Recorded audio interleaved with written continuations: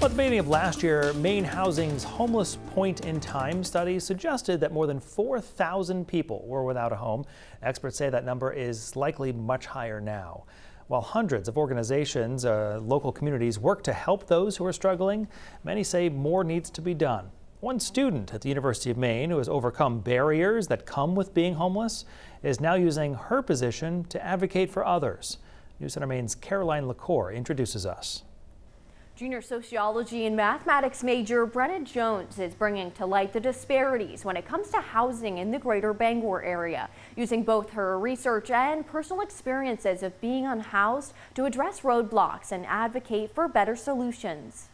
Interviewing them just shows how broken this system actually is. UMaine student Brenna Jones advocates for those dealing with homelessness and is bringing their stories to the solutions table. We need to start thinking of these individuals as trying their best in a system at its worst. Interviewing 11 people from the greater Bangor area, from a quick conversation to hours-long chats, all of which express the oftentimes unrealistic solutions, expectations, and judgment many come across while unhoused. We cannot be telling people to access these services and that it's their fault if they are trying and it's still not working out for them. Barriers disguised as solutions, like increasing credit scores, applying for housing, or simply asking for help, often leads to a dead end.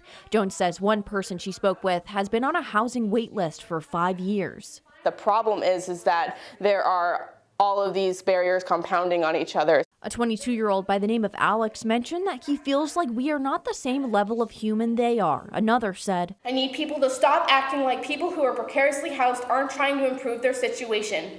They're trying. Overseeing her research is assistant sociology professor Brian Pittman, who says governments across the country often outsource the issue to housing investors or nonprofits.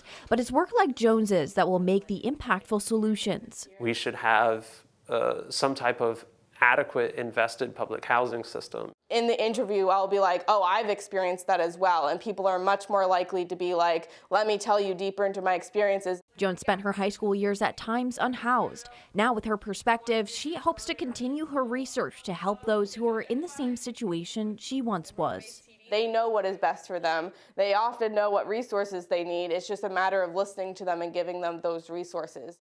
Jones is planning on conducting 10 additional interviews for her research this summer and will afterwards travel to Philadelphia to speak at the American Criminology Conference this fall. Caroline LaCour, News Center, Maine.